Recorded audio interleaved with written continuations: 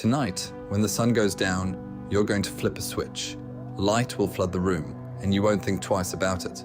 But here's the thing. That switch didn't exist for 99% of human history. When the sun set, the world went completely dark, and something in your brain still remembers exactly what that darkness meant.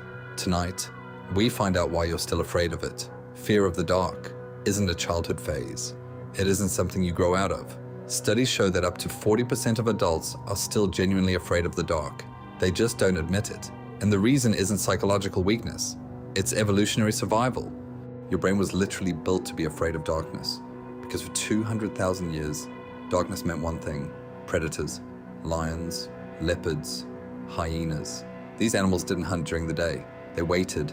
They were built for darkness. Night vision, silent movement, patience, and your ancestors had none of that. No claws, no fangs, no night vision, just soft bodies and big brains. Every night was a test of survival. The ones who feared the dark, the ones who didn't survive long enough to pass on their genes. Fear of the dark wasn't a weakness. It was the reason your ancestors lived. Here's what happens inside your brain the moment the lights go out. Your amygdala, the brain's alarm system, immediately activates. It doesn't wait for proof of danger. It assumes danger. Your heart rate increases, your pupils dilate, your muscles tense, your body prepares to either fight or run. This happens automatically, without your permission, every single time, because your brain genuinely cannot tell the difference between your dark bedroom and a predator-filled savanna 50,000 years ago. But here's what makes human fear of the dark uniquely terrifying. It's not just what's in the dark, it's what your imagination puts there. Humans are the only animals with a powerful enough imagination to create threats that don't exist. A rustle in the darkness becomes a predator. A shadow becomes a threat.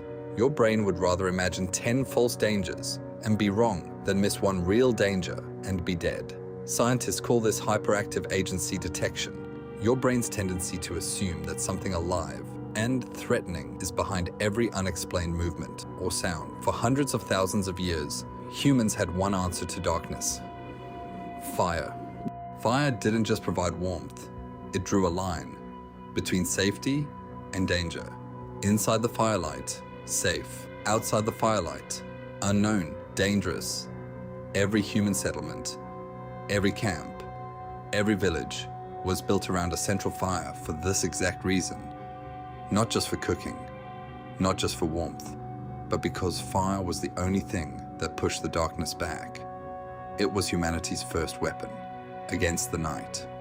So why are you still afraid today? You have electric lights, you have locks, you have security cameras. The predators are gone, but your brain hasn't received the update. Evolution moves slowly, far slower than technology. The fear response that kept your ancestors alive 50,000 years ago is still running in your brain right now. Fully installed, fully active, waiting for the lights to go out. The environment changed. Your brain didn't. Children are more afraid of the dark than adults, but not for the reason you think. It's because their imagination is more active and their experience of genuine darkness is newer. As adults, we develop coping mechanisms: night lights, familiar environments, logical reasoning. But the underlying fear never fully disappears. It just gets managed.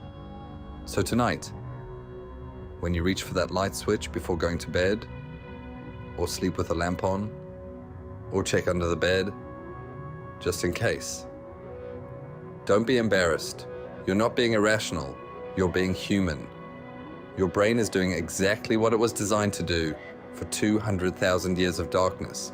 The lights are on now, but somewhere deep in your brain, it's still night, and something is still out there. Why we are? Because the answers are always stranger than you think.